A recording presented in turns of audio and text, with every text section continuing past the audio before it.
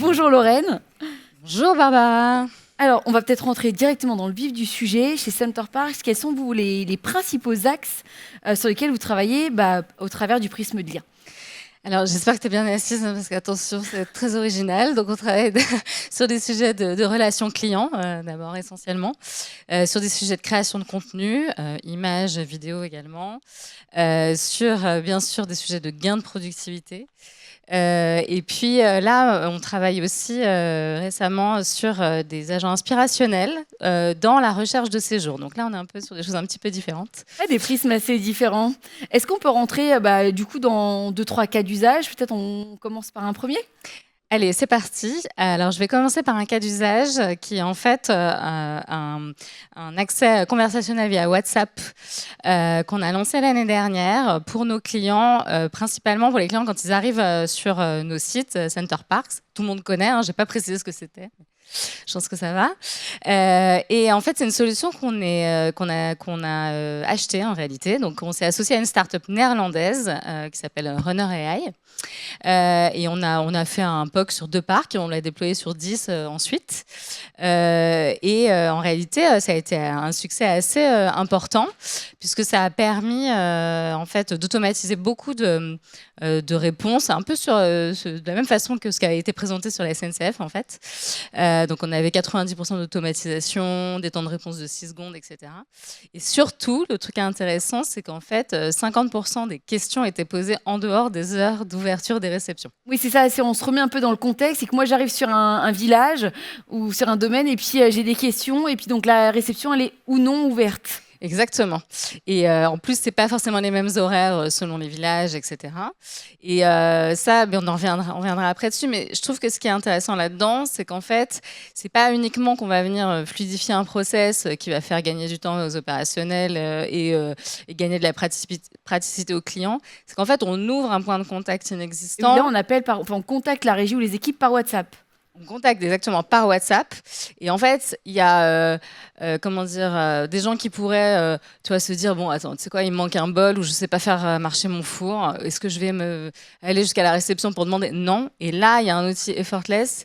Et en fait, ça crée des points de conversation supplémentaires. Ça crée aussi du coup des coûts supplémentaires, mais ça, on en parlera plus tard. Mais donc, il n'y a pas de solution miracle sur le côté héroïste du truc. Par contre, c'est un gage de satisfaction et ça aide à faire parler le client à des endroits où il était finalement muet et nous, on était plutôt aveugles en fait. Donc finalement, plusieurs bénéfices, à la fois effectivement sur l'efficacité, ça permet de répondre rapidement, etc. Mais aussi, comme tu dis, de pouvoir entendre, écouter tes clients, alors que finalement, ces pain points, tu les as peut-être pas forcément identifiés. Exactement, c'est totalement ça. En fait, il y a des choses qu'on ne perçoit pas. Il y a encore des choses sur lesquelles on est un peu, nous... à l'ancienne, on va envoyer des questionnaires de satisfaction avec la déclaration des clients sur des choses qui leur ont plu, pas plu. Mais en réalité, il y a plein de choses imperceptibles qui se passent lors du parcours. Nous, notre asset clé, c'est quand même de vendre des séjours. Donc c'est ça est vraiment le plus important. C'est ce qui doit rester mémorable et satisfaisant parce que c'est ça qui crée la revisite en fait. Et la vraie fidélité, elle va venir de là.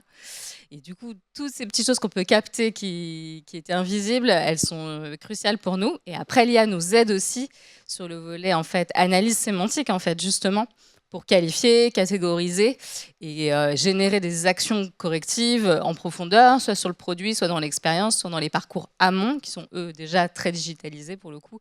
Et qui, au global, nous aide à améliorer l'expérience. Donc, nouveau canal d'interaction, nouveau canal aussi de récupération d'insight.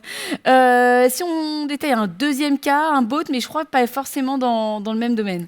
Alors, dans la série Fail, en fait, je trouvais que c'était intéressant d'aborder un autre cas qui n'a pas fonctionné. Nous, c'est vrai qu'on a été assez audacieux. On est parti tout de suite sur un bot qu'on voulait inspirationnel dans la recherche de séjour et qu'on a exposé sur notre site web.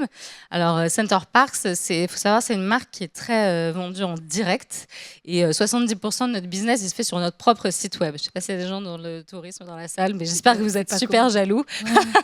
Mais en tout cas, quand on a mis à disposition ce bot, on l'a connecté à des éléments chez nous qui étaient essentiellement notre FAQ qui est visible sur notre site web, mais aussi notre référentiel produit qui intègre donc l'ensemble de nos données concernant la vie de nos parcs. Et au début, ça se passait assez bien. Néanmoins, il y avait assez peu d'interactions. C'est-à-dire c'était à peine 1% de notre trafic en fait qui interagissait. On a essayé de regarder si ça nous faisait baisser nos appels au call center, que ce soit des appels de sales ou des appels de service. Il n'y a rien eu de très probant.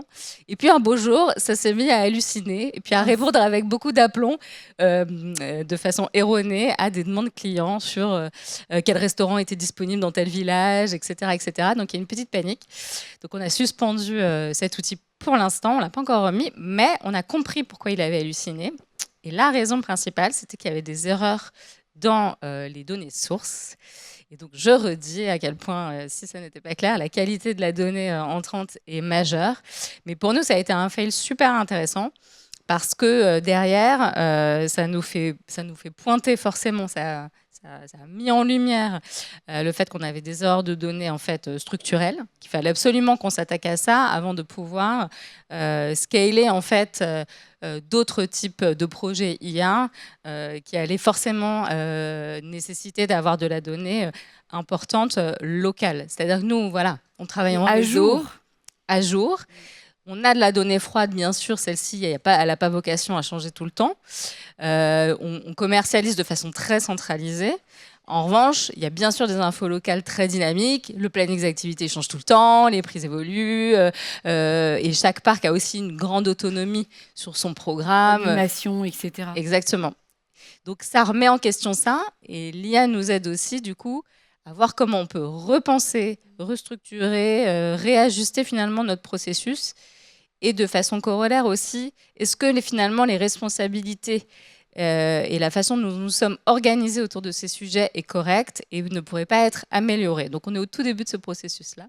Et ce que disait Marie ce matin, elle disait on est finalement toujours en phase de run, et là ça le prouve bien ce que tu dis. Merci déjà de nous partager aussi un cas qui n'a pas fonctionné, qui à un moment s'est mis à dérailler, parce qu'au départ l'IA n'hallucinait pas, mais c'est arrivé après, donc ça montre effectivement l'importance de la qualité, mais de la fraîcheur des données aussi, et ouais, qu'on est toujours en phase apprenante. Troisième cas, peut-être cas d'usage que tu avais envie de partager? Alors, c'est un cas qui est sur le point de sortir, en l'occurrence sur la relation client, c'est sur les réclamations, le traitement des réclamations clients. Alors, j'espère qu'on a beaucoup moins qu'à la SNCF, mais en ce qui nous concerne, on en a quand même quelques-unes. Et c'est vrai que nous, aujourd'hui, donc, on est une marque qui est européenne. On a 30 domaines qui sont en France, en Belgique, aux Pays-Bas, en Allemagne et au Danemark. Donc, on a forcément aussi la question de la langue, hein, bien sûr. Et nous avons en fait créé un outil en interne, donc avec un studio qui est dédié en fait aujourd'hui à développer nos propres solutions, et qui, sur la base de notre outil de réclamation, qui en fait est le réceptacle des demandes clients, fait un résumé de la demande dans la langue de la personne, enfin du conseiller qui va pouvoir du coup faire le traitement, et qui fait d'emblée une proposition de réponse, et par ailleurs fait également la génération d'un avoir de compensation en lien avec nos grilles et notre réglementation tarifaire, voilà, en fonction de l'estimation du dommage. Donc là-dessus, il y a un gain de temps estimé qui est important. Enfin, en tout cas, aujourd'hui, on a une capacité de pouvoir aller traiter jusqu'à 50 réclats par jour. On a l'ambition de pouvoir en traiter jusqu'à 200. Et 4 oui, voilà, x4, exactement. Ce qui a été intéressant sur le sujet du call center, et j'aime beaucoup parler de ce sujet-là parce que j'ai la chance de travailler avec un directeur call center qui est, je dirais, très expert, mais qui est surtout assez innovant dans sa démarche et qui n'a pas peur de comprendre que l'IA va vraiment bousculer son métier et embarque très très fortement ses équipes dans cette logique. Du coup, on a pu travailler une stratégie en se demandant qu'est-ce qu'on a envie de proposer aux clients à la fin de l'histoire et comment nous, on fait intelligemment des choix pour pouvoir les y aider. Résultat, on a pu en fait regrouper des équipes back-office et des équipes guest relation qui étaient éparpillées dans les différents pays où on était implanté, avec la volonté ensuite de libérer cette bande passante pour qu'il fasse plus de prise d'appel, plus d'accompagnement à valeur, et que en fait, cette partie réclamation puisse être centralisée sur une seule équipe en ayant du coup enlevé toutes les barrières de la langue. Donc voilà, c'est une première démarche. On sait que dans ces métiers, il y aura beaucoup de choses qui vont évoluer. Mais ça, c'est... Donc j'espère que le cas sera plutôt dans la catégorie réussite que dans la catégorie échec. Mais on est plutôt bien parti, en tout cas, sur ce cas-là. Comment on voit là, tu as quand même des 3 cas d'usage assez différents. Comment on fait pour être en mode exploratoire, tout en évitant l'effet je saupoudre un peu d'IA partout et puis on voit ce que ça donne? Alors ça, c'est effectivement assez complexe. En fait, nous, quand on a commencé à travailler sur les sujets d'IA, ça a beaucoup été initié par la DSI du groupe, avec une forte impulsion quand même du CEO du groupe, mais on était tous un peu perdus dans cet océan-là.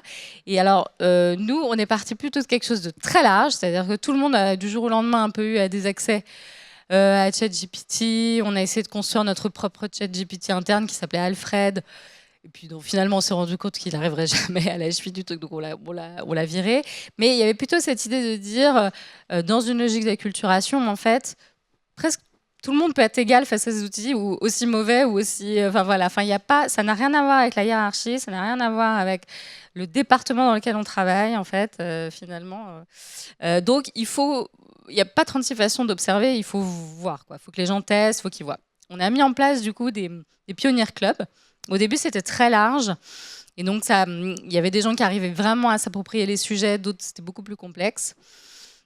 Et finalement, au fur et à mesure, on a un peu resserré les choses. Donc là, on a structuré différemment. On a créé des pionniers clubs plutôt par service quand même, pour voir s'il y avait quand même des logiques par métier aussi, pour essayer d'aller trouver des processus et de la productivité gagnée par typologie de métier. Donc, dans mes équipes Sales and Marketing, c'est vraiment pareil. Il y en a une pour le revenu management, une pour l'acquisition, une pour le marketing, une pour le produit, une pour l'e-commerce et le CRM.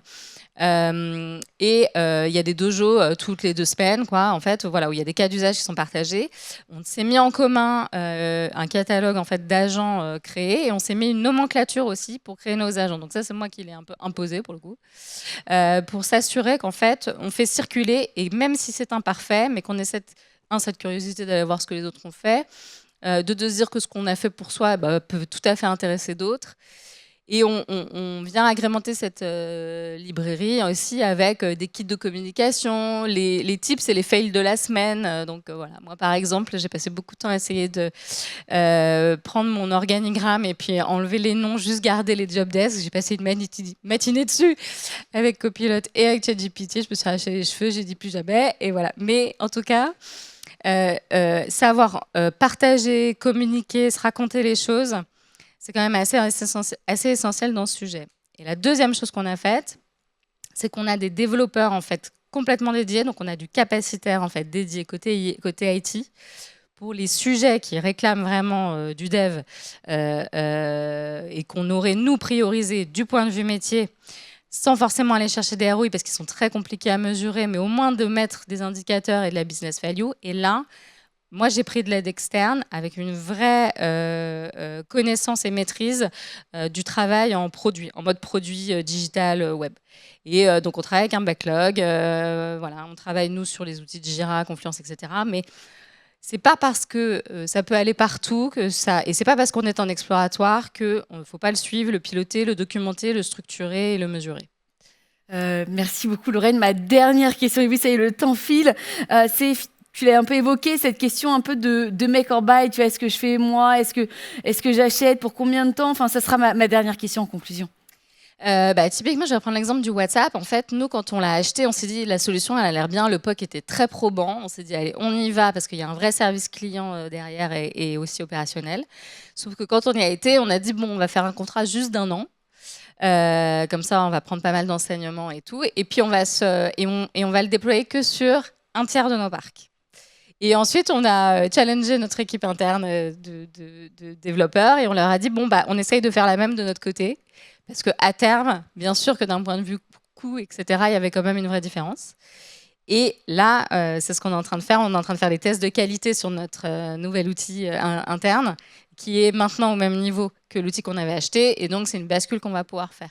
Mais c'est clair que c'est des éléments qui sont assez complexes, ce qui est vrai aujourd'hui ne sera pas forcément vrai dans 6 mois, etc. Donc moi je dirais, il faut se laisser de la latitude, faut effectivement mesurer, il ne faut pas chercher à vouloir tout faire, et surtout, il faut quand même se demander en tant que manager, en tant que dirigeant, qu'est-ce qui a de la valeur en fait? C'est quoi l'asset qu'on a, nous, dans l'entreprise, qui est celui qui va faire la différence demain? Demain, tout le monde va être très très bon sur les IA, tout le monde va savoir développer, soit en interne, soit avec des outils externes. Donc finalement, qu'est-ce qui va être ma propriété qui a le plus de valeur? Moi, je sais que j'ai une donnée propriétaire qui a beaucoup de valeur, parce que j'ai une marque qui est très puissante, qui est très forte, qui est assez unique, qui peut, concurrence en tout cas en MeToo. Vous voyez, j'adore ma marque. Et puis alors, je suis hyper contente, ce sera mon mot de la fin, parce qu'avec tout ce qui se passe avec l'IA, il va y avoir encore plus de gens qui auront besoin de se déconnecter, et qui seront ravis de venir chez Sator Parks pour se reconnecter à la nature. Donc voilà, moi ça me fait plein de futurs clients, je suis absolument ravie. Un grand merci Lorraine, on peut l'applaudir. Merci.